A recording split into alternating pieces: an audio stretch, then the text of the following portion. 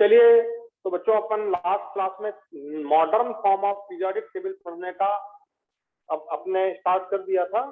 तो हमारा टॉपिक है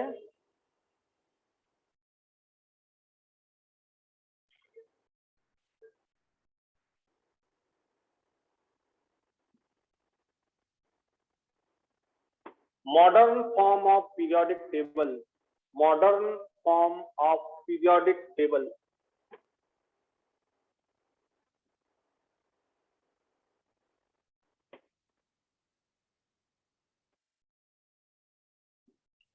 पीरियोडिक टेबल का आधुनिक रूप।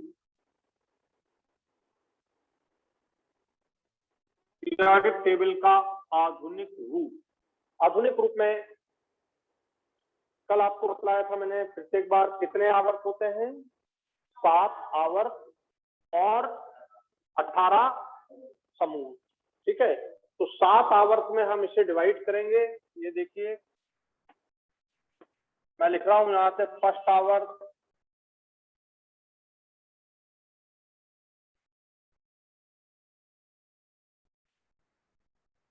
तो फर्स्ट आवर्त, second, third, fourth, fifth, six और 7, ये 7 आवर्त है बच्चों। पहले आवर्त में हाइड्रोजन होता है और उधर सबसे लास्ट में हीलियम होता है। तो आप मेरे पास अभी उतना वो ये मतलब इसकी लिमिटेशन है, तो मैं अभी इधर से बनाना शुरू करता हूँ। तो आपका फर्स्ट आवर्त में कौन है? हाइड्रोजन है और उस तरफ हीलियम है, उस तरफ। तो अभी अपन हीलियम नहीं बना रहे हैं, अपन हाइड्रोजन बना रहे हैं। और ये ग्रुप है इधर, ये ग्रुप है, ये पहला ग्रुप है। ठीक है, ये पहला ग्रुप हुआ। Hydrogen, lithium, sodium, potassium, rubidium, caesium और फ्रांसियम, ये हमारा पहले ग्रुप के मेंबर होते हैं। सब जानते हैं क्या बोलते हैं अपन इनको? क्षारीय धातु। क्या बोलते हैं अपन इनको? क्षारीय धातु। साथ में मेरे बनाते जाना, ये क्षारीय धातुओं का समूह है। क्षारीय धातु, ये क्षारीय धातु का समूह है। फिर यहाँ सेकंड ग्रुप, ये देखिए मैं यहाँ लिख रहा हूँ सेकंड ग्रुप। ये फर्स्ट ग्रुप है, सेकंड ग्रुप में यहाँ कुछ नहीं है। यहाँ से शुरू होता है beryllium, magnesium, calcium, strontium, barium और रेडियम। ये हमारा सेकंड समूह होता है बच्चों। सेकंड समूह को हम बोलते हैं क्षारीय मृदा। क्षारीय मृदा धातु है, क्षारीय मृदा धातुओं का समूह होता है। तो प्रथम समूह हमारा क्या है? क्षारीय धातुओं का समूह है। द्वितीय समूह हमारा क्या है? क्षारीय मृदा धातुओं का समूह है। ठीक है, अब आपके सामने ये 7 आवर्त, तो मैं ऐसी लाइन डाल रहा हूं, ये लाइन डाल रहा हूं।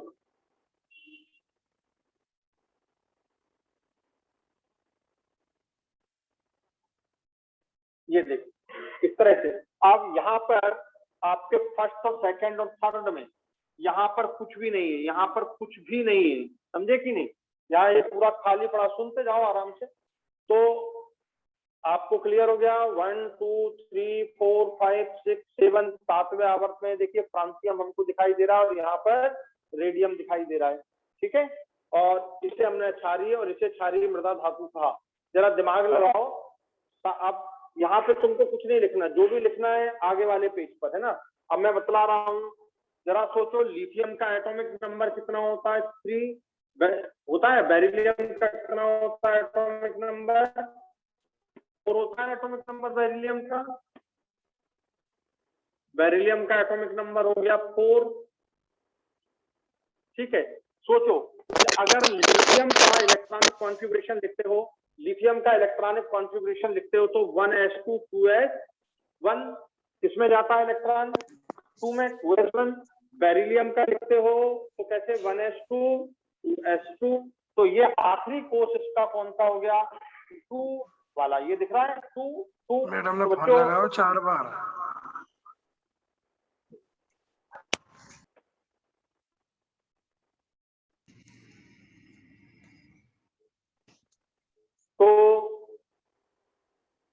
ये देखिए आवर्त 2 है तो इनके आखिरी कोष में भी 2 आ रहा है, ये ध्यान समझना।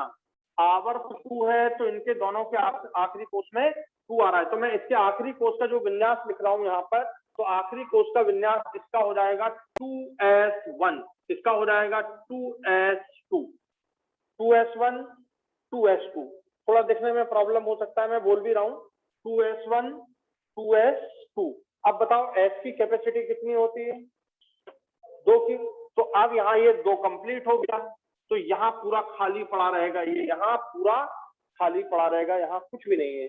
बस कल मैंने आपको समझाया था एस ब्लॉक की श्रेणी में कितने एलिमेंट होते हैं, 2। ये देखो 2 ही एलिमेंट है, यहाँ जाओ चाहे तुम यहाँ जाओ।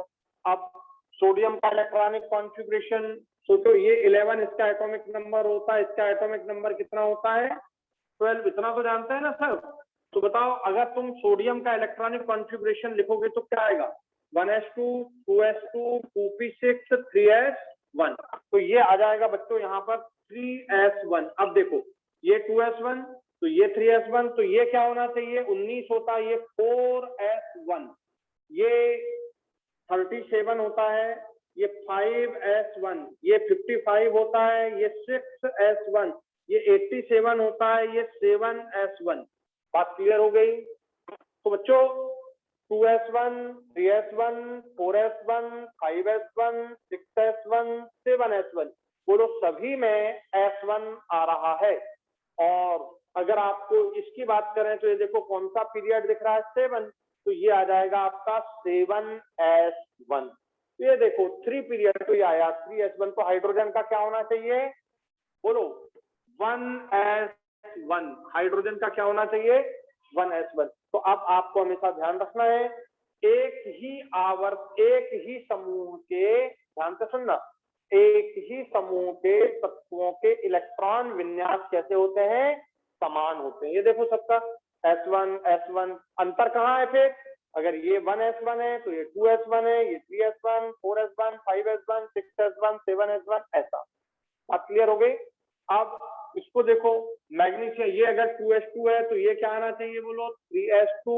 ये कैल्शियम 20 हो जाएगा, ये हो जाएगा 4s2। ये स्ट्रांथियम 38 हो जाएगा, ये हो जाएगा 5s2।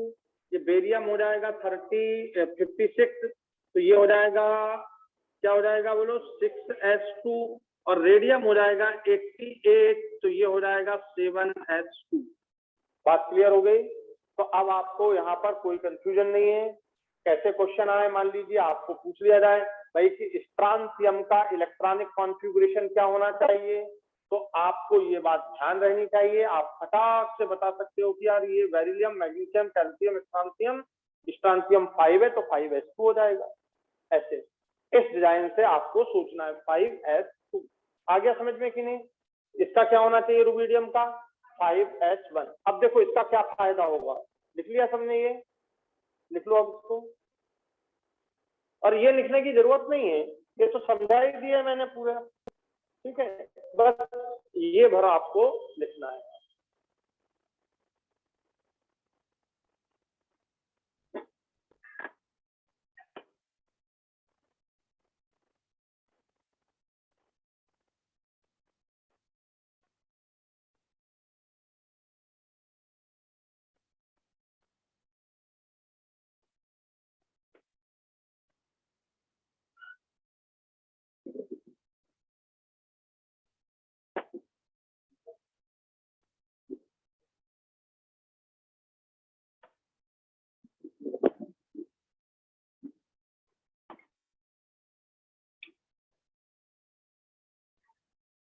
हो गया बच्चों, ये क्लीन कर दूं।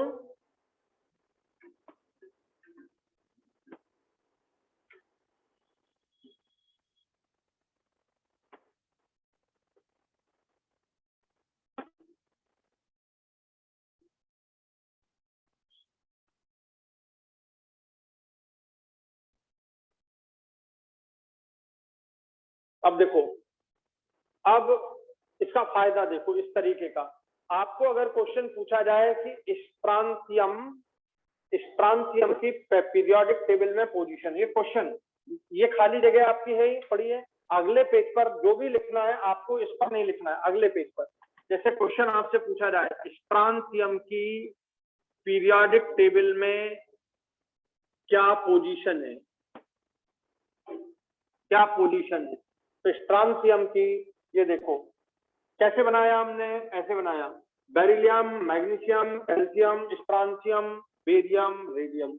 हम जानते हैं इसमें एक होता है, इसमें यहाँ पर नहीं है, ये खाली जगह है, ये कुछ नहीं है यहाँ पर, यहाँ से स्टार्ट होता है सेकंड, थर्ड, फोर्थ, फिफ्थ। ये देखिए फिफ्थ में आ गया, समझ गए। तो आंसर हो गया पांचवा आवर्त एवं दूसरा समूह, ये आपका आंसर।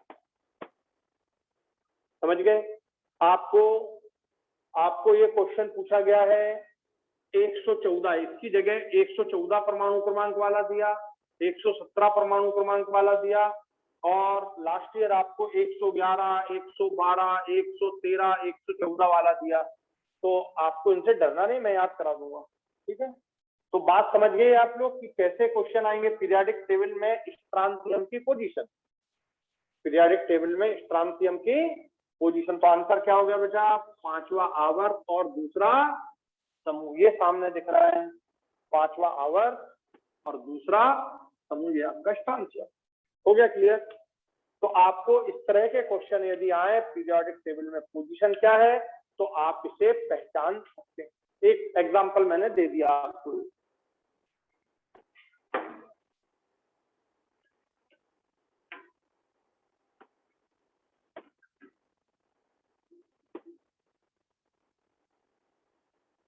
अब देखो ये पहला आवर्त खाली पड़ा है पूरा, दूसरा खाली पड़ा है इधर, तीसरा खाली पड़ा है, चौथा से शुरू होता है यहाँ से ये चौथा, ये सब खाली पड़े, ये यानी यहाँ तक ये पूरा आपको खाली मिलेगा यहाँ तक। और यहाँ से शुरू हो जाता है 21 scandium 21, titanium 22, vanadium 23, chromium 24, manganese 25,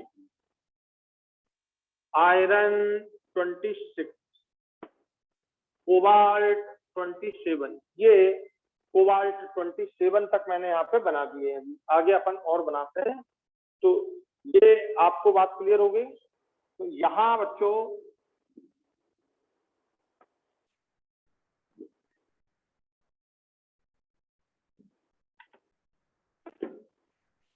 यहाँ देखो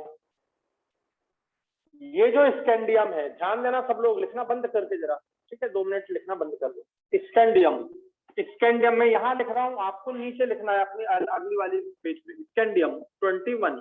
सोचो ये कॉन्फ़िगरेशन आप लिख लिए, कैल्शियम क्या आता है बोलो, 4s2, कैल्शियम लिख रहा हूँ 1s2, 2s2, 2p6, 3s2, 3p6, 3d पड़ा है खाली, ये 3d खाली पड़ा रहेगा यहाँ पर, और इलेक्ट्रॉन किस में चले जाएंगे, 4s में। ये 4s2 बेटा ये हो गया कैल्शियम का, किसका हो गया, ये कैल्शियम का। बात क्लियर हो गई है, ये कैल्शियम। अब मुझे किसका लिखना है बोलो, स्कैंडियम। तो अगला इलेक्ट्रॉन किस में जाएगा 4s के बाद बोलो, ये D1, ये आपका D1 में गया यहां तक ये कैल्शियम है, काउंट करके देख लो, कैल्शियम तो लिखना आता है 4s2, ये देखिए 4s2 अपन पहले ही लिख चुके हैं 4s2। तो अगला इलेक्ट्रॉन स्कैंडियम का 21 वाला, अगला स्कैंडियम का 21 वाला इलेक्ट्रॉन कहाँ जाएगा, समझ गया बच्चों, डी में। तो ये आपका कॉन्फ़िगरेशन हो गया 3d1 4s2, ये हो गया। ए लिखते हैं अपन, ये 3d1 4s2। पहले इलेक्ट्रॉन किस में जाता है याद है, 4s में, और फिर किस में जाता है 3d में। 4s और 3d का ये लफड़ा जो है वो n+l रूल से अपन सॉल्व करते हैं, किससे करते हैं याद है ना, n+l रूल से। तो ये 3d1 4s2 ये लिख दिया मैंने, 3d1 4s2, क्लियर हो गया। अब बताओ D की कैपेसिटी कितनी होती है, जल्दी बोलो, ये हो गया D1, अगला इलेक्ट्रॉन किस में जाएगा, ये D2, ये देखो टाइटेनियम हो जाएगा 4s2 3d2, ये हो गया। अगला इलेक्ट्रॉन वेनेडियम में, ये तीसरा चला गया, वेनेडियम में 4s2 3d3, ये चला गया। अगला क्रोमियम, याद करो अपन क्रोमियम का पढ़ चुके हैं, और क्रोमियम में D4 नहीं होता, D4s2 नहीं होता, याद है ना सबको, लिखवा भी दिया है, D4s2 नहीं होता। क्रोमियम में क्या हो जाता है फिर बताओ, D5 4s1, सबको ध्यान होना चाहिए। तो 3d5 4s1 ये हो जाता है। फिर मैग्नीज में 4s2 3d5, यहां फिर कोई प्रॉब्लम नहीं है। आयरन में 4s2 3d6, कोबाल्ट में 4s2 3d7, ये इलेक्ट्रॉनिक कॉन्फ़िगरेशन होता है। और ध्यान देना बच्चों, जरा सा आगे अपन उस तरफ पहुंचते हैं थोड़ा, ये दिख रहा है सबको, तो ये आप पहले एक बार लिख लो, फिर मैं आगे यहाँ पे बनाता हूँ थोड़ा सा इसको अपने को। तो ये खाली पड़ा रहेगा पूरा, है ना, ये पूरा खाली पड़ा रहेगा, यहां मत लिखना इसको, बार बार बोल रहा हूँ, जो भी लिखना है वो आगे वाले पेज पर, पीरियोडिक टेबल में नहीं।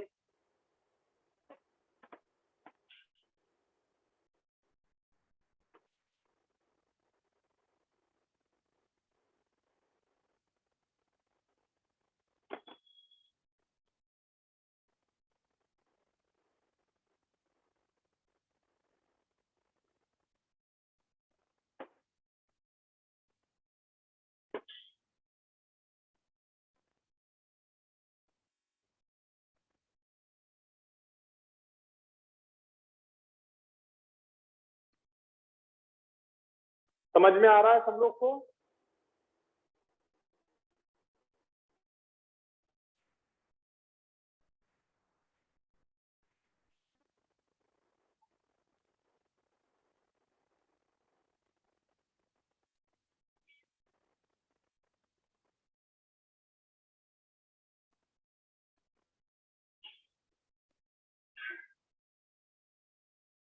हो गया बेटा क्लियर? ये लिख लिया सब लोगों ने? तो ये आपका, अब बताओ यहां से, ये सारे के सारे क्षारीय मृदा एवं क्षारीय धातु,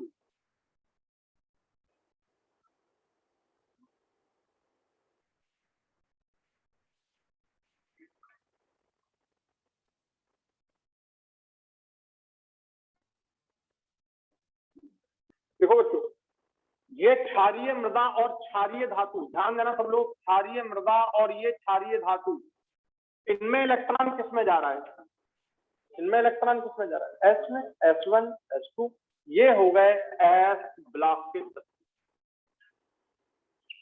ये दो होते हैं एस ब्लॉक के तत्व, समझ गए?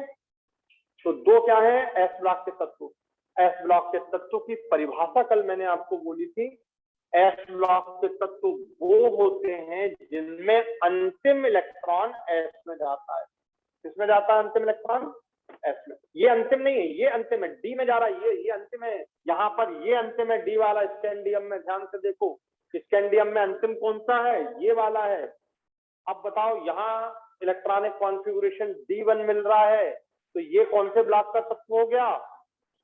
डी ब्लॉक का तत्व। ये एस ब्लॉक के जिनमें इलेक्ट्रॉन एस में जाए, अंतिम इलेक्ट्रॉन, बात समझना, अंतिम इलेक्ट्रॉन यदि एस में जाता है तो एस ब्लॉक का तत्व होता है, और अंतिम इलेक्ट्रॉन यदि डी में जाता है तो डी ब्लॉक का तत्व होता है। बेटा ये बार बार बोल रहा हूँ, ये अंतिम कक्षा है, ये अंतिम इलेक्ट्रॉन नहीं है। अंतिम इलेक्ट्रॉन कौन सा है? ये वाला है। जब आपका यहाँ तक पूरा फुल हो जाता है, ये होता है कैल्शियम, ये कैल्शियम है। अब स्कैंडियम का 21 इलेक्ट्रॉन कहाँ जाएगा? डी में। ये D1, ये आपका D1। तो बच्चों यहां से शुरू हो जाता है आपका डी ब्लॉक एलिमेंट, ये आपके डी ब्लॉक एलिमेंट है, और ये आगे तक जाएंगे, कहां तक? ये कितने हुए आपके सामने अभी? D7, फिर D8, D10 तक आपका इलेक्ट्रॉनिक कॉन्फ़िगरेशन बनेगा, और ये सब के सब कौन से एलिमेंट कहलाएंगे? D block element. आया समझ में पॉइंट कि नहीं आया? तो इसको थोड़ा मैं ऐसा करता हूँ समझाने के लिए। चलिए देखिए, इसको आगे बढ़ाते हैं अपन।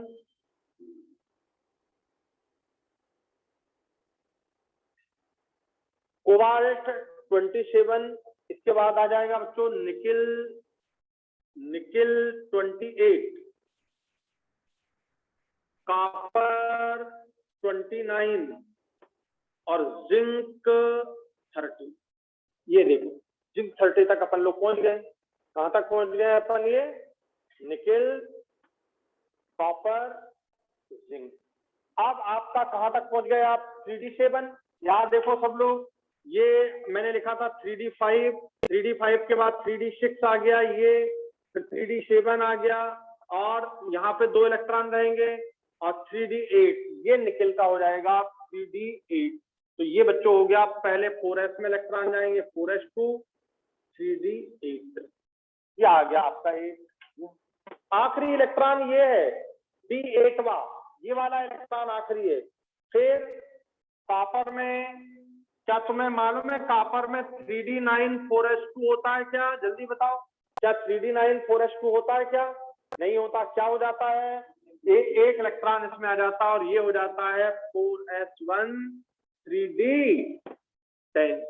4s1 3D10 सबको याद होना चाहिए भाई, भूलना नहीं। 3D10 4s1 है, और फिर यहाँ पे 4s में पहले इलेक्ट्रॉन जाता है और लास्ट 3D10 हो जाता है। तो 4s ये आपका हो गया लास्ट इलेक्ट्रॉन 3D। अब बताओ कितने हो गए? 10 हो गए पूरे ये। तो आपके एलिमेंट भी तो 10 ही है। देखो 1 1 2 3 4 5 6 7 8 9 और 10, 10 एलिमेंट है। तो बच्चों यहां से यहां तक, ये यहां से यहां तक पूरा आपका डी ब्लॉक एलिमेंट का, ये डी ब्लॉक एलिमेंट का पूरा ये श्रेणियां होती हैं। आ गया समझ में सबको? अब बताओ डी ब्लॉक कहां से स्टार्ट होता है? बोलो, स्कैंडियम से कहां तक जाता है? ये बनती है प्रथम संक्रमण श्रेणी। अभी संक्रमण तत्व समझाऊंगा, पहले ये लिख लो, जिनने नहीं लिखा पूरा कंप्लीट अच्छे से, फिर अपन आगे बढ़ते हैं। ठीक है?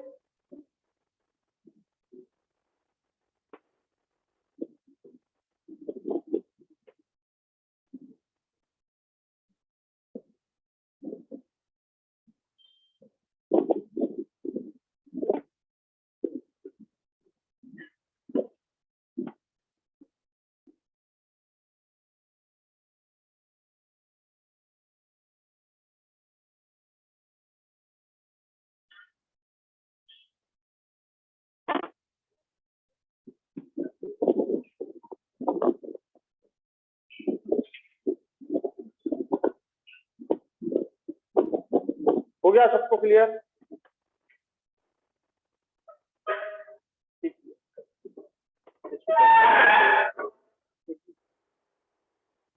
इसको था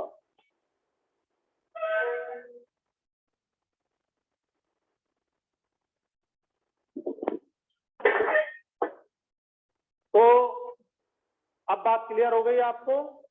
तो जिंक तक कहां से बेटा? स्कैंडियम से लगा करके जिंक 30 तक ये श्रेणी बनती है। स्कैंडियम से लगा करके जिंक 30 तक ये श्रेणी बनती है। इसका नाम होता है क्या? डी ब्लॉक की श्रेणी। तो यहां तक आपको पॉइंट क्लियर हो गया। चलिए आगे बढ़ते हैं। आप देखो इधर ध्यान से,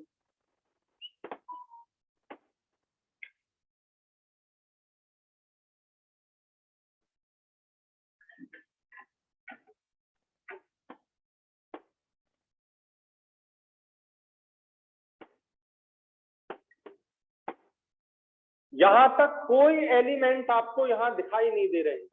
यहां तक आपको कोई एलिमेंट नहीं दिखाई दे रहे। यहां से फिर आपको दिखाई देने लगेंगे। उधर कौन सा ग्रुप लिखा आपने? First second. देखो सबसे ऊपर आगे फर्स्ट और फिर सेकंड। तो यहां पर आपका ये शुरू हो जाएगा थर्ड ग्रुप। ये शुरू हो जाएगा आपका थर्ड ग्रुप। अभी लिखना नहीं है, पहले समझना है। ये थर्ड है, और यहाँ आपका कोई एलिमेंट नहीं होता पहले पीरियड में। फिर दूसरे पीरियड में यहाँ से लिथियम बेरिलियम, बेरिलियम के सामने यहाँ आ जाएगा बोरान, बेरिलियम के सामने आ जाएगा बोरान।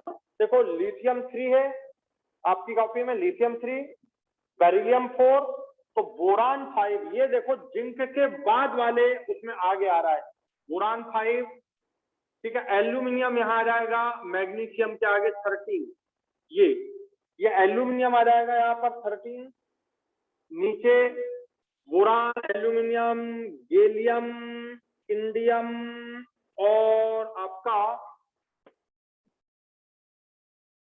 थेलियम, यह आ जाएगा boron, aluminium, gallium, indium, thallium. डरना नहीं, बोरान 5 है। आगे बढ़ेंगे कार्बन, फिर नाइट्रोजन, फिर ऑक्सीजन, फ्लोरीन और नियान। तो मैं पहले लिख देता हूं ये,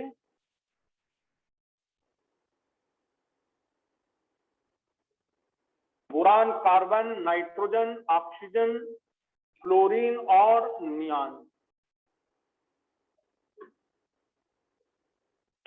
तो ये आपका, ध्यान देना बच्चों, ये थर्ड ग्रुप है, ये ओल्ड पीरियोडिक टेबल, थोड़ा पुराना, इसी का यही रूप है, बट इसके पहले इसको हम बोलते थे थर्ड ए। मैं लिख देता हूं थर्ड ए, लेकिन आजकल इसे हम थर्ड ए ना बोल करके 13 ग्रुप बोलते हैं। इसका नाम हो गया 13 ग्रुप। अब तुम वहां से काउंट करो, 1 2 स्कैंडियम वाले ग्रुप का नाम डालो, 3 4 5 6, तो यहां तक आपका आ जाएगा 12। करके देखो, काउंट करो, नंबरिंग डालो, तो आप काउंट करो 12 आ रहा है कि नहीं, देखो यहां तक 1 2 3 4 5 6 7 8 9 10 11, ये 11 और ये 12, तो ये कौन सा होना चाहिए फिर, बोलो 13। तो नई पीरियोडिक टेबल के हिसाब से इसका नाम हो गया 13, और पुरानी के हिसाब से इसी का पुराना, इसी का बस केवल इसका अंतर कर दिया। मॉडर्न पीरियोडिक टेबल में सिर्फ जरा सा कि ये थर्ड ए ग्रुप को 13 बोल दिया। तो बताओ ये फोर्थ होगा। कार्बन अपन जानते हैं किस ग्रुप में होता है, फोर्थ ग्रुप का मेंबर है कार्बन, लेकिन आजकल अपन इसे क्या बोलते हैं, 14 समूह। फिर ये नाइट्रोजन 5वें ग्रुप का मेंबर है, 5वां ए कहलाता है, ये 5A, और आजकल इसे अपन बोलने लगे 15। ये 6A है, ये 16, ये 7A है, ये 17 और ये 18। इसमें ए और बी नहीं है, 18 में ए और बी नहीं है। यहाँ पर 18 में ऊपर यहाँ पर हीलियम है, हीलियम होगा 18 में, ठीक है। तो सबसे पहला वहां हाइड्रोजन था और यहाँ क्या रहेगा, हीलियम। सबको याद है सबसे पहले ग्रुप में हाइड्रोजन था और यहाँ पर क्या है बेटा, हीलियम। और हीलियम जो है ये आपका 1s2 बन जाएगा, hydrogen 1s1, helium 1s2, lithium 1s2 2s1, और आगे बढ़ते गए आप देखिए ये आ जाएगा आपका बेरिलियम 1s2 2s2 लिखा था, ये आ जाएगा बोरान को मैं यहाँ फिर से बना रहा हूँ 1s2 2s2 2p1। ये आपका हीलियम आप लिख चुके हो, इतना आप हीलियम लिख चुके हो, ठीक है। अब अगला इलेक्ट्रॉन किस में जाएगा बोलो, जब 2s कंप्लीट हो गया तो अगला इलेक्ट्रॉन फिर किस में जाएगा, 2p में। बच्चों ये आपका आ गया 2s2 2p1, तो ये आ जाएगा 3s2 3p1, तो ये आ जाएगा 4s2 4p1। ये देखो 4s2 3d10 कंप्लीट हो गया, 4s कंप्लीट 3d कंप्लीट। तो अब 4s के बाद इलेक्ट्रॉन 3d में गया और 3d के बाद अब किसमें जाएगा, 4p में। आपको n+l रूल भी मालूम है और वो भी मालूम है, मैं याद दिला देता हूँ, 1s 2s 2p 3s 3p 3d 4s 4p 4d। ये देखिए पहले 1s में, फिर 2s में, फिर 2s के बाद 2p 3s में, फिर 3p 4s में, फिर 3d 4p में। अब इलेक्ट्रॉन जा रहा है 4p में, ये जा रहा है 3d के बाद इलेक्ट्रॉन ये 3d कंप्लीट हो गया, अब 4p में गया। तो बच्चों बिल्कुल same, 2s2 2p1, 3s2 3p1, 4s2 4p1। ये इंडियम हो जाएगा आपका जिंक 30 है, ये 49 मैं आगे लिख दूंगा, ये 49। तो इसका क्या होना चाहिए बताओ, इसका क्या होना चाहिए, 4s2 बोलो 5s2 5p1, इसका क्या होना चाहिए 6s2 6p1, नीचे वाले का क्या होना चाहिए 7s2, नीचे वाले का नाम अलग लिख देंगे अपन, फिर मैं अभी आगे लिखूंगा, यहां से समझाऊंगा तो आपको आ जाएगा समझ में। मैं लिख सकता हूँ, ये 13 दिख रहा है, ये 13 दिख रहा है, इसका नाम हो जाएगा 113, अन ट्राइयम 113, ये हो जाएगा 81। अब मुझे तो याद है पर आपको पूरा समझाना पड़ेगा मुझे कि ये कैसे आ रहा है। तो ये 113, इसका क्या हो जाएगा बोलो 7s2 7p1। तो काम की बात समझने की है, s2p1 2s2 2p1 3s2 3p1 4s2 4p1 5s2 5p1 6s2 6p1 7s2 7p1। तो इट्स अ वेरी सिंपल, कोई ऐसा डरने की जरूरत नहीं है। ये सब इलेक्ट्रॉन किस में जा रहा है बताओ, लास्ट इलेक्ट्रॉन किस में जा रहा है? तो बच्चों जब लास्ट इलेक्ट्रॉन पी में जाए तो कौन से ब्लॉक के एलिमेंट कहलाने लगते हैं? तो ये सारे पी ब्लॉक एलिमेंट हो जाएंगे। तो आपको मैं पूरे पी ब्लॉक एलिमेंट इस तरह से बना देता हूं फटाफट। ये देखो कार्बन, अब अगला इलेक्ट्रॉन कार्बन में कहा जाएगा 2p2 हो जाएगा। ये हो गया 2s2 2p2, कार्बन होता है बेटा 6, नाइट्रोजन 7, ऑक्सीजन 8, क्लोरीन 9 और नियॉन 10। तो ये हो जाएगा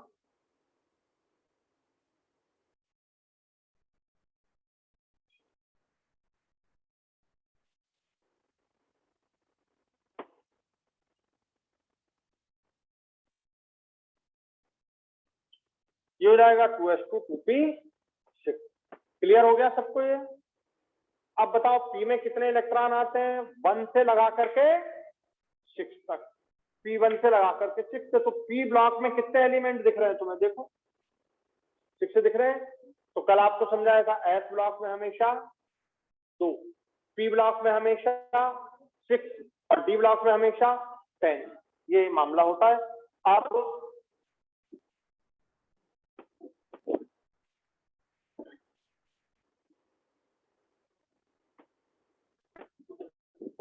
देखो कार्बन, सिलिकॉन, जर्मेनियम, टिन और लेड, सब ध्यान से सुनना आप। कार्बन, सिलिकॉन ये 14 हो जाएगा, ये देखिए 30, तो ये 31 हो जाएगा, ये 32 हो जाएगा। ये यहाँ पर जिंक कैडमियम होता है 48, यहाँ पर मरकरी होता है 80। तो यहाँ देखिए 48 के बाद ये 49 हो गया, तो ये आ जाएगा 50। ये देखिए 80, ये 81 हो गया, ये 82, लेड 82 होता है। सबका इलेक्ट्रॉनिक कॉन्फ़िगरेशन ध्यान से सुनना बच्चों। s2p2 तो इसका 3s2 3p2, इसका 4s2 4p2, इसका 5s2 5p2, इसका 6s2 6p2, इसका। अब बोले ये देखो आपको 2018 में यही क्वेश्चन आया 114 वाला, मैं भी क्वेश्चन लिखूंगा आपको एकदम क्लियर हो जाएगा। ये देखो कौन सा समूह दिख रहा है बोलो 14, और इसका पुराना नाम क्या 4 का ए पार्ट है, तो इसमें भी आपको 4 नजर आ रहा है, इसमें भी 4 में भी 4, 14 में भी 4, और यहाँ लास्ट एलिमेंट का इलेक्ट्रॉनिक कॉन्फ़िगरेशन होता है 140। ये देखिए 4 हो तो भी आप पहचान सकते हैं, 14 हो तो भी आप पहचान सकते हैं। ये दिख रहा है 114, तो 14 ग्रुप में, 4 ग्रुप में या 14 ग्रुप में कौन सा एलिमेंट है? 114 एटॉमिक नंबर वाला, और इसका नाम अनक्वाडियम, अनक्वाडियम बे नाम मैं समझा दूंगा अभी, ठीक है। तो अनक्वाडियम ये नाम, ये आपको लास्ट ईयर ये क्वेश्चन आया 114 वाला, 114 वाला तत्व किस समूह और किस आवर्त का मेंबर है? तो बताओ आवर्त कौन सा हो गया बेटा, उधर देखो 7वां दिख रहा है, और ग्रुप कौन सा हो गया देखो, और फैमिली का नाम क्या हो गया? कार्बन परिवार। किसके परिवार का मेंबर हो गया? समझ आ गया? कार्बन परिवार, कार्बन परिवार एकदम दिमाग में आना चाहिए। मैं बात समझा रहा हूं, उसको ध्यान समझना। 114 वाला, 114 एटॉमिक नंबर वाला तत्व कहाँ आता है? तो बस आपके सामने वो देखिए, 7वां आवर्त। और ग्रुप कौन सा बेटा? बोलो।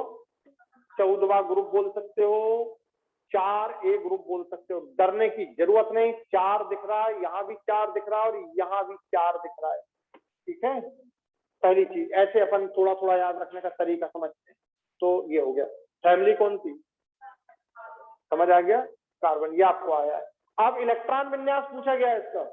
इसका इलेक्ट्रॉन विन्यास देखो कितना आसान। क्या दिख रहा है? 2s2 2p2। तो इसका क्या है?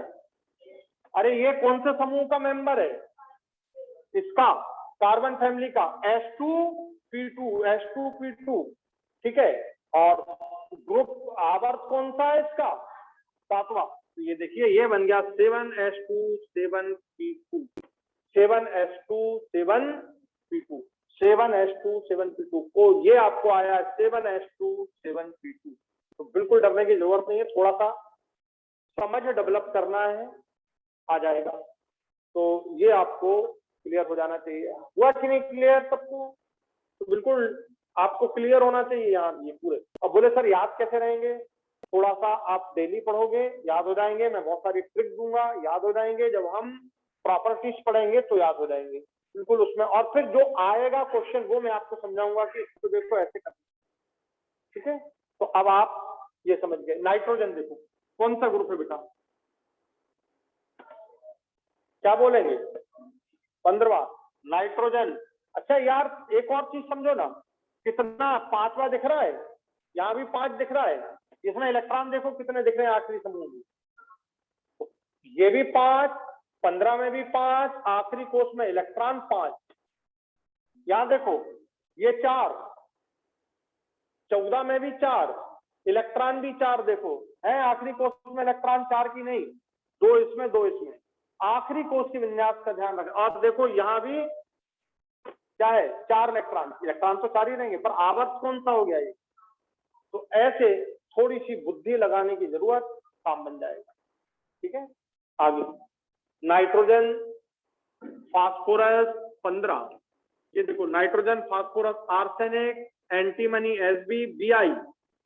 देखो ध्यान से 2s2 2p3। तो ये क्या बनेगा बोलो? ये क्या बनेगा?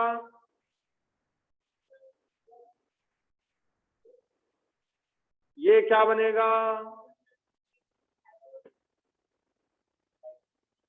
ये क्या बनेगा?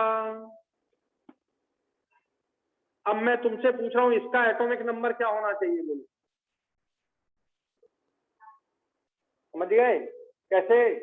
इसमें 5 दिख रहा है, 15 में भी 5 दिख रहा है और इसमें भी 5 दिख रहा है। 5 15 115, 4 14 114, 3 13 113। तो लास्ट वाले वैसे ही याद हो जाएंगे आपको। अगर किसी ने 112 बोल दिया, दिमाग एकदम चल गया यार 112 12वां समूह है या दूसरा समूह है, बस। ठीक है, मैं अभी इस तरफ वाले का भी समूह लिखूंगा। तो ये हो गया 115। अब इसका नाम हो गया बेटा अन। अन का मतलब होता है 1, अन का मतलब होता है 1 और पेंटियम पी। मैं अभी इसको भी समझा दूंगा, इसको अलग से लिख लेना। ये देखिए, इसको अलग से लिख लो। 0 का मतलब होता है नील। बोले यार पैसा, नील। नील का मतलब क्या? 0। 1 का मतलब होता है अन। अन का आपने हमेशा देखो यू लिया है। इधर देखो सब लोग, अन का क्या लिया है? ये देखो सबने अन का यू लिया है। 2 का मतलब होता है बाई, 3 का मतलब होता है ट्राई, 4 का मतलब होता है क्वाड, 5 का मतलब होता है 10।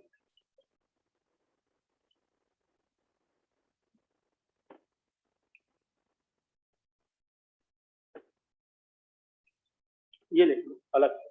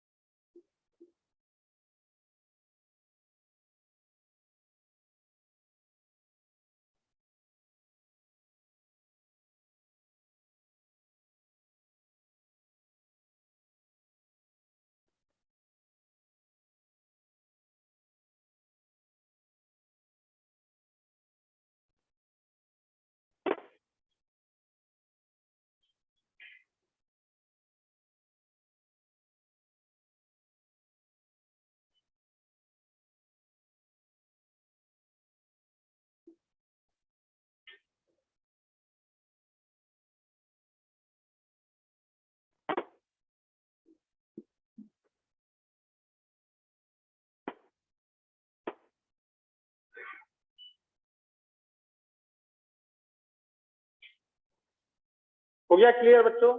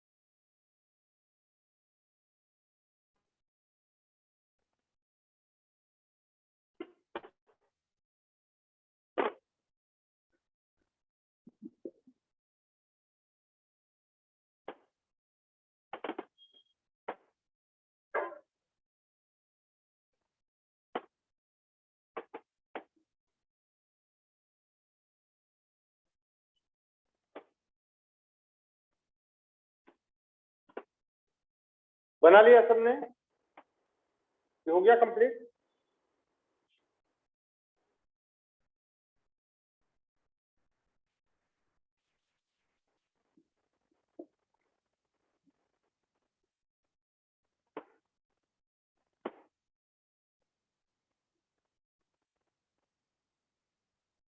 ध्यान दो, हो गया कंप्लीट सबका? ये लिख लिया अलग से आपने? तो बिल्कुल डरने की जरूरत नहीं। 0 का मतलब नील, अन का मतलब 1, बाई का मतलब 2, ट्राई का मतलब 3, क्वाड। तुमने क्वार्टर सुना ना? हमारे क्वार्टर पे आ जाना। क्वार्टर का मतलब 4 होता है। एक साथ 4 बंगले बनते हैं, एक साथ 4 बंगले बनते हैं, ठीक है, उन्हें अपन क्वार्टर बोलते हैं। तो क्वाड, पेन, हेड्स, साफ को सेप्ट बोलते हैं, ऑक्ट और एन, ई डबल एन को एन बोलते हैं। अब बोले सर इसका आप हमें एक एग्जांपल देके बताओ। ये सामने है, देखो। जैसे मान लो आपको लिख दूं मैं 110, तो 110 का मतलब क्या हुआ जरा सोचो। यू, ये हो गया आपका 1, फिर ये यू हो गया, फिर आपका 1 और 0 को नील। अन, अन, दो बार अन, अन, अन, नीलियम, नील, और आईयूएम, जैसे सोडियम, पोटेशियम, तो ऐसे आईयूएम लगता है। अन, अन, नीलियम। 111 हो जाता तो क्या बोलते हैं? अन, अन, अन और आईयूएम लगा देते। अन, अन, अन, आईयूएम, अन, अन, अनियम, अन, अन, अनियम, ऐसे बन जाएगा आराम से। चलो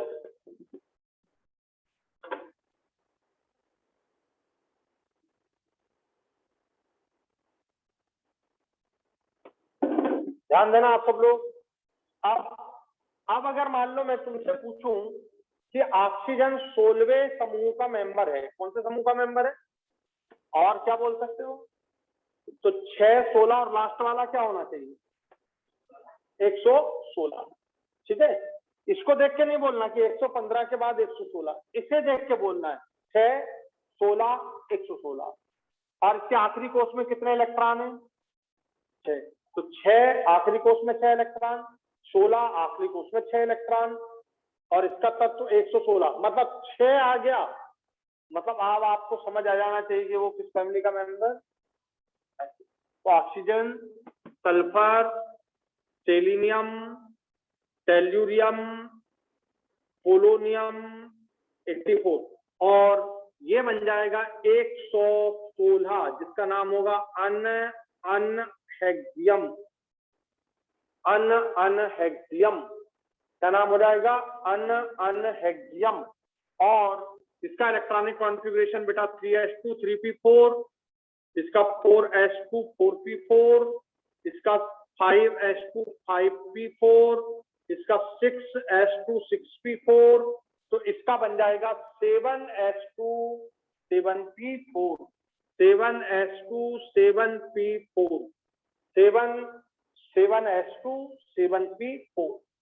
इसका फ्लोरीन फ्लोरीन ब्रोमीन आयोडीन एस्टेटीन, बताओ क्या होगा? 17, ब्रोमीन 35, आयोडीन 53, एस्टेटीन, ये एस्टेटीन 85, और ये आपका बन जाएगा 117। ये भी आया है नीट में। अब बताओ 117 का नाम क्या हो जाएगा? 117 का नाम क्या हो जाएगा? बोलो। 117 का नाम अनसेप्टियम, अनसेप्टियम 117। क्वेश्चन पूछा जाए 117 के समूह का मेंबर, एकदम समझ आ गया है। देखो 17वां समूह, 17वें को क्या बोलते हैं? सातवां। सातवां क्या कहलाता है? हैलोजन समूह। क्या कहलाया? तो मालूम ही है तुमको हैलोजन समूह। तो ये एकदम ये आया है आपको नीट में 117। ठीक है, तो 117 आया, 114 आया, और लास्ट ईयर 111 112 113 114 आए। उनके नाम वो मैं आपको याद करा दूंगा 2 मिनट में। तो ये बन गया।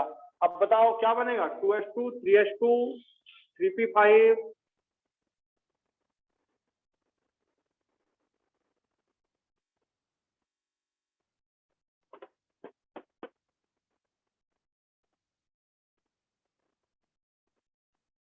Seven H two 7p5।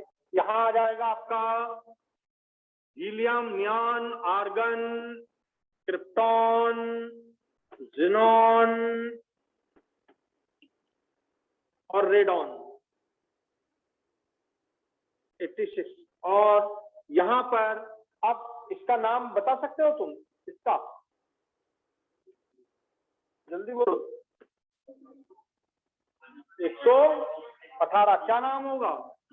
अनअनआक्टियम, अन और इलेक्ट्रॉनिक कॉन्फ़िगरेशन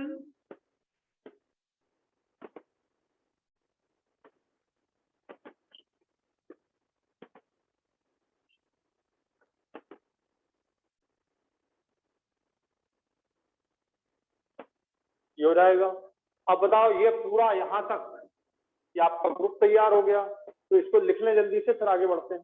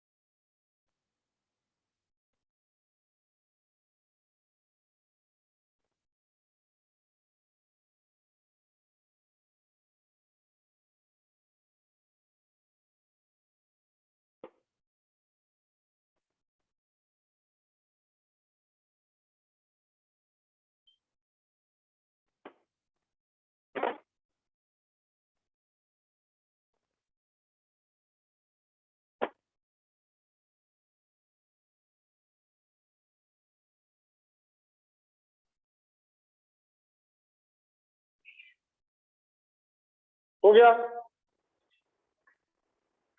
तो सभी में इलेक्ट्रॉन, अब इसमें अभी नहीं हुआ, लिख लें सब लोग जल्दी।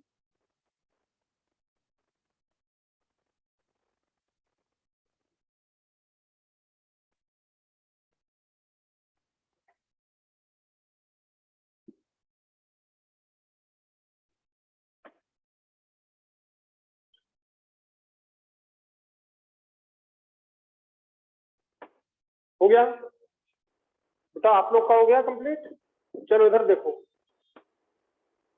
ये पूरा यहां से P1 स्टार्ट होता है, लास्ट इलेक्ट्रॉन बेटा P1 में जा रहा है, मतलब P में जा रहा है, तो P1, P2, P3, P4, P5 और ये देखिए P6। अब फिर ये पूरे के पूरे आपके बन जाते हैं P ब्लॉक एलिमेंट के समूह।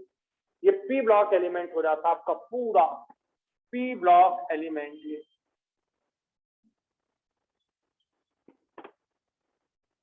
P block element. अब क्वेश्चन पूछा जाए कि P ब्लॉक एलिमेंट कहां से स्टार्ट होते हैं, तो आंसर दो, समझ गए? तो अपन अलग से लिख लेते हैं, P ब्लॉक तत्व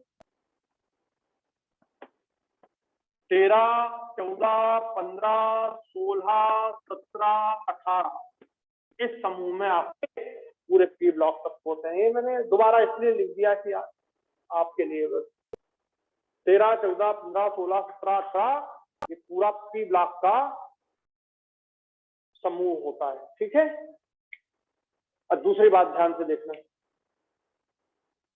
अगर इसका इलेक्ट्रॉनिक कॉन्फ़िगरेशन 2s2 2p1 है तो इसका भी वही होगा, इसका भी वही, इसका भी वही, इसका भी वही, इसका भी वही, सब में। टेंशन बिल्कुल नहीं। इलेक्ट्रॉनिक कॉन्फ़िगरेशन ऊपर वाले का यदि मालूम है तो नीचे वालों का सेम होता है। तो क्या लिखोगे, P ब्लॉक में सभी समूहों के, ठीक है, किसी भी समूह के, मतलब ध्यान से सुन लेना, इलेक्ट्रॉनिक कॉन्फ़िगरेशन हमेशा नीचे से ऊपर तक पूरे सेम होते हैं, ठीक है। P ब्लॉक के किसी भी समूह के, P ब्लॉक के किसी भी समूह के इलेक्ट्रॉन विन्यास, P ब्लॉक में किसी भी समूह के इलेक्ट्रॉन विन्यास ऊपर से नीचे तक समान होते हैं, ठीक है, डरने की जरूरत नहीं। ऐसा S ब्लॉक के लिए भी होता है। ऐसा किसके लिए होता है, S में भी देख लो आप, बिल्कुल सेम ऐसा। अगला पॉइंट लिख लेना, S ब्लॉक तत्वों में भी ऊपर से नीचे तक सभी के इलेक्ट्रॉन विन्यास समान होते हैं। अब आपको इलेक्ट्रॉन विन्यास यदि S ब्लॉक और P ब्लॉक में किसी का भी आए तो आपसे गलती नहीं होनी चाहिए, ठीक है, सेम होगा।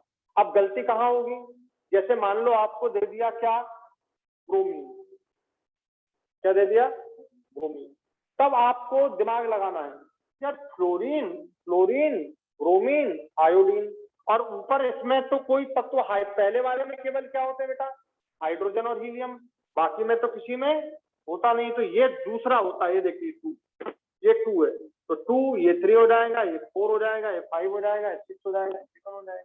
ऐसा थोड़ा सा दिमाग लगाना है आपको और बन जाएगा। आया समझ कि नहीं आया आपको? तो P ब्लॉक तक तो ये पूरे इस तरह से आप तैयार कर लेंगे। चलो आगे चलते हैं। अब यहाँ D ब्लॉक तत्व की बात करता हूँ।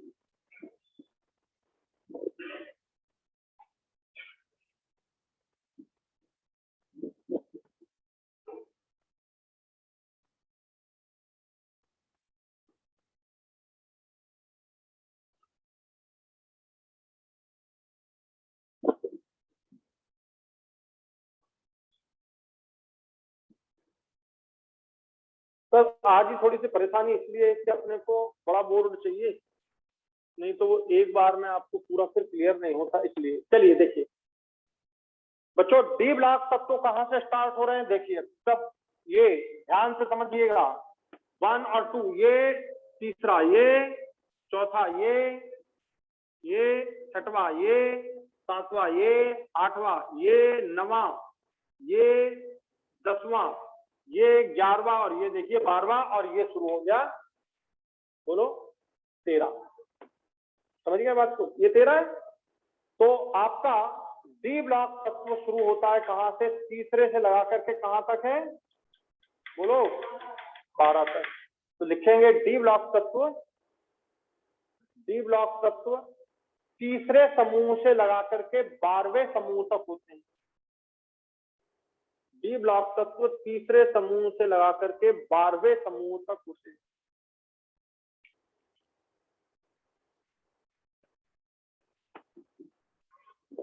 डी ब्लॉक तत्व, डी ब्लॉक तत्व तीसरे समूह से 12वें समूह तक होते हैं। ये देखिए बेटा, यहाँ एस ब्लॉक, तो ये तीसरे से लगा करके 12वें तक पूरा डी ब्लॉक कहलाता है। ठीक है, और एक श्रेणी में कितने तत्व हो सकते हैं बताओ? 10। एक श्रेणी में 10, काउंट कर लो आप यहां से, 1 2 3 4 5 6 7 8 9 और 10। एक श्रेणी में हमेशा 10 तत्व होते हैं। एक श्रेणी में हमेशा 10 तत्व होते हैं। बात क्लियर हो गई? ये देखो, स्कैंडियम, स्ट्रांचियम, ये देखो 38 दिख रहा है। 38 के बाद यहाँ पे आ जाएगा इथ्रियम 39, बेरियम 56 के बाद यहाँ आ जाएगा बेटा लैंथेनम 57। अभी लिखना नहीं है, अभी लिखना है, सुनना है। यहाँ आ जाएगा एक्टिनियम 89। ध्यान देना सब लोग, स्कैंडियम,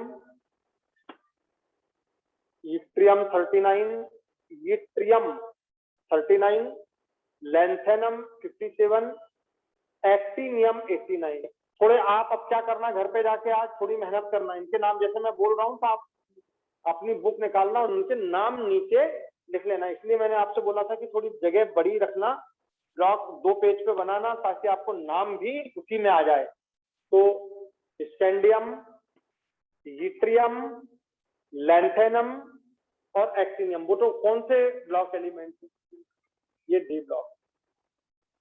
लैंथेनम लैंथेनाइड नहीं है, एक्टिनियम एक्टिनाइड नहीं है। क्या है फिर ये? D block. ठीक है, और बच्चों एक बात और पहले समझा दूं, यहां तक ये जो जिंक, ये यहां तक कॉपर तक, कहां से? यहां से, यहां से।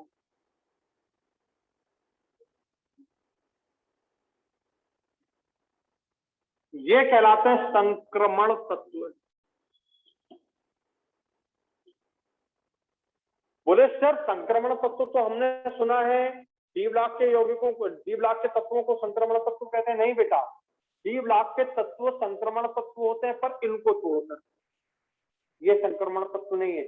आपको यही क्वेश्चन पूछा गया है कि कौन सा संक्रमण तत्व नहीं है। आंसर दे रहा हूं, बाकी सब दिए और जेडन दिया, जेडन संक्रमण तत्व नहीं। समझ गए? कहां तक लिखा मैंने, देखो संक्रमण तत्व, और डी ब्लॉक तत्व कहां तक लिखा, और इसके बाद क्या लिखा यहां से देखो, पी ब्लॉक। बात क्लियर हो गई? तो एक लाइन यहां से डालना, ये यहां तक कलर बदल देना लाइन का, और यहां लिखेंगे आप संक्रमण तत्व, ये नहीं यूज करेंगे संक्रमण तत्व।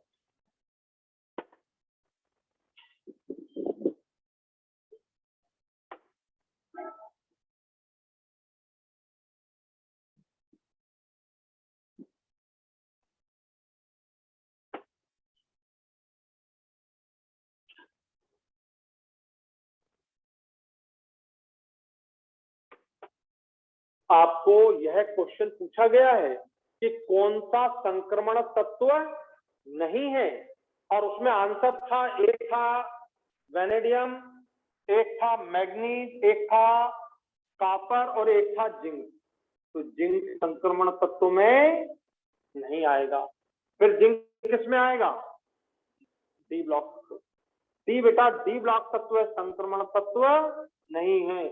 अपन आगे लिख लेंगे, आप चाहो तो लिख ही लो अगले पेज पर जो आप लिखते चले आ रहे हो ना, उस पेज पर, कि भाई zinc cadmium mercury, zinc cadmium mercury ये संक्रमण तत्व नहीं है।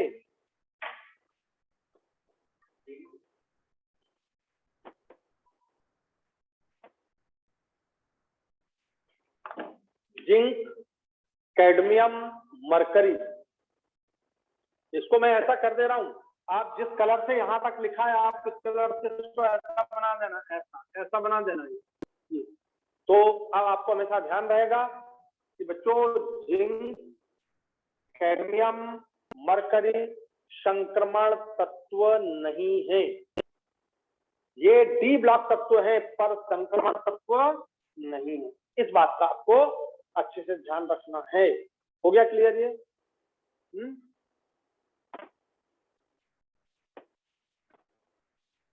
चलो देखो बेटा, अब ये देखो फिर गलती होती है अपने से, कौन सी? बोले लैंथेनम लैंथेनाइड है, नहीं। एक्टिनियम एक्टिनाइड है, नहीं। लैंथेनम और एक्टिनियम एक्टिनाइड, लैंथेनाइड एक्टिनाइड नहीं है। क्या है फिर ये बताओ, क्या है ये यहां से शुरू होता है आपका डी ब्लॉक तत्व। तो ये डी ब्लॉक तत्व या संक्रमण तत्व है, परंतु लैंथेनाइड एक्टिनाइड नहीं। स्टेटमेंट लिखो, लैंथेनम, स्टेटमेंट लिखो, लैंथेनम लैंथेनाइड नहीं है, लैंथेनम लैंथेनाइड तत्व नहीं है, यह डी ब्लॉक या संक्रमण तत्व है। लैंथेनम लैंथेनाइड नहीं है, यह संक्रमण तत्व है या डी ब्लॉक तत्व है, ये ध्यान रखना बच्चों।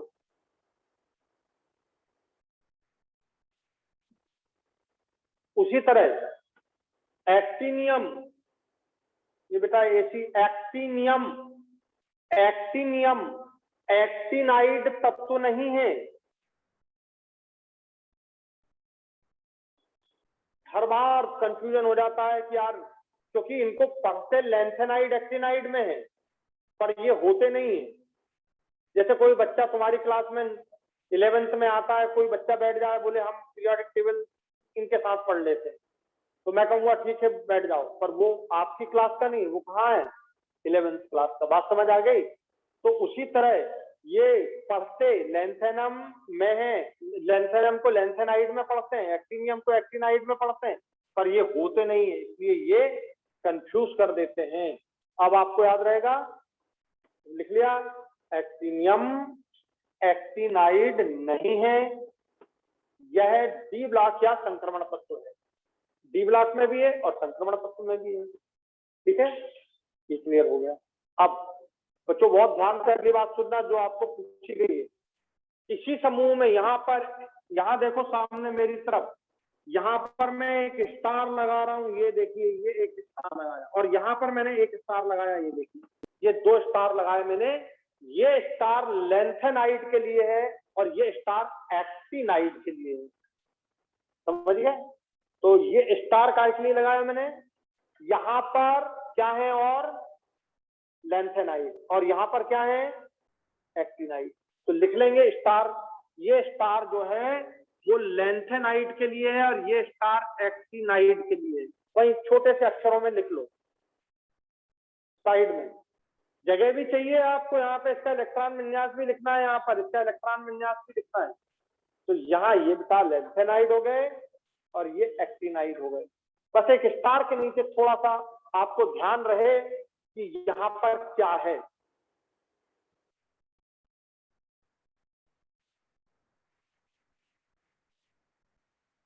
इसलिए मैंने साइड में कुछ जगह भी छुड़वा दी थी कि आप चाहें तो लिख सकते हो।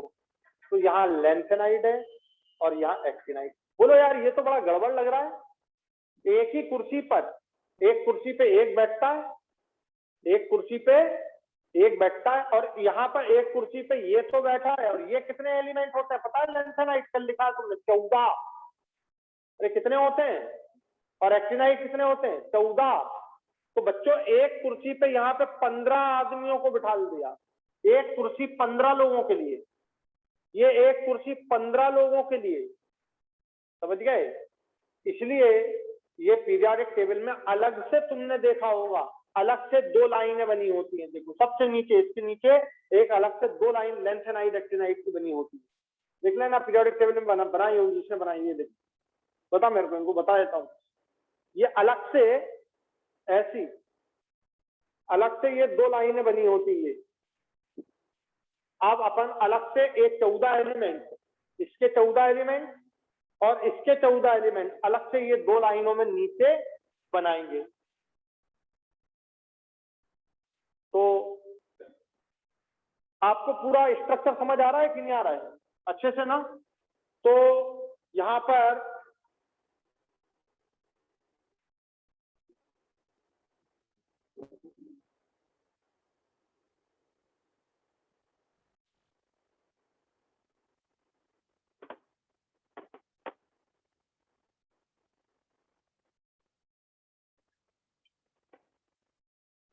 ये हो गया बेटा इट्रियम 39, ये हो गया लैंथेनम 57, यहाँ एक स्टार बना है।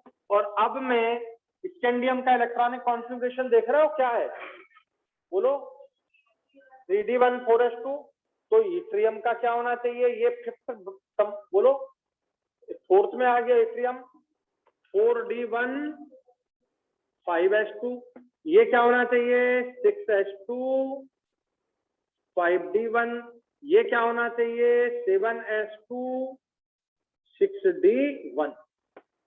तो ऐसा बिल्कुल d1s2, बिल्कुल डरने की जरूरत नहीं। आप ध्यान से जब देखना ये किस मेंबर में, किस पीरियड में आ रहा है। देखो 4th में, देखो इसकी 4th में आ रहा है कि नहीं? देखो पीरियड, पीरियड माने आवर, उधर देखो सबसे लास्ट में 4th में, ये 5 में, ये 6 में और ये 7 में। तो वही का वही इलेक्ट्रॉनिक कॉन्फ़िगरेशन हो जाएगा स्कैंडियम की तरह। स्कैंडियम का 3d1 4s2, तो नीचे वाले का 4d1 5s2, ठीक है। लैंथेनम का 5d1 6s2 और एक्टिनियम का 6d1 7s2। तो ये कॉन्फ़िगरेशन सभी के सेम होते हैं, बिल्कुल सेम होते हैं। हो गया क्लियर सबको यहां तक की बात अच्छे से? तो ये पी ब्लॉक आपका पूरा क्लियर है। पी ब्लॉक की एक श्रेणी मैंने पूरी बना दी। आगे चलते हैं। यहाँ देखिए सब लोग, अभी टाइम बताओ मेरे को कितना हो रहा है?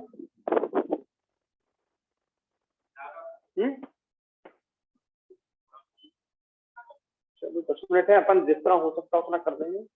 ये देखो टाइटेनियम, जिरकोनियम, हैफनियम, सामने देखना ध्यान से। टाइटेनियम, जिरकोनियम, हैफनियम, ये देखिए 39 से ये क्या हो गया 40। ये 40 से यहाँ देखिए ये कितना दिख रहा है? तो ये कितना होना चाहिए? पर ये 58 नहीं होता, यही समझा रहा हूं। ये 58 नहीं, क्योंकि यहाँ कितने एलिमेंट बैठे हुए हैं। तो अब तुम 57 में 14 जोड़ो, 57 में 14 जोड़ो तो 71 आ जाएगा, ठीक है। तो यहाँ ये इसका इलेक्ट्रॉनिक विन्यास बेटा हैफनियम 72, हैफनियम 72, हैफनियम 72। अब बात समझ आ गई आपको? आई कि नहीं आई रे? क्या प्रॉब्लम? यहाँ 57 के बाद 58 यहाँ नहीं आ रहा है, क्योंकि यहाँ कितने एलिमेंट बैठे हुए हैं? 14, ठीक है। तो यहाँ 57 के बाद बेटा 14 जोड़ना तो 71 होगा और ये वाला 72 होगा। फिर ये बताओ कौन सा एलिमेंट हो गया? समझ गए? हैफनियम 72। उसी तरह यहाँ 89 कितने एलिमेंट बैठे हुए हैं यहाँ पर बताओ? इसमें 14, ठीक है। तो क्या इसका 89 के बाद यहाँ 90 आना चाहिए? नहीं आना चाहिए। फिर क्या आना चाहिए? 104। काउंट करके देख लेना। तो ये 14 और जोड़ना है इसमें। उसके बाद यहाँ वाला जो आएगा रदरफोर्डियम 104, रदरफोर्डियम आ जाएगा 104। इस रदरफोर्डियम को 104 को ऐसा भी लिख सकते, इधर देखो अननिल क्वाडियम, अननिल क्वाडियम 104। रदरफोर्डियम, आपने रदरफोर्ड की का मॉडल पढ़ाया ना, रदरफोर्ड मॉडल। तो रदरफोर्ड के सम्मान में रदरफोर्डियम 104। ठीक है, ये इसको आप बोल सकते हो अननिल क्वाडियम। तो बच्चों टाइटेनियम, जिरकोनियम, हैफ्नियम, ये पॉइंट आपको क्लियर हो गया अच्छे से।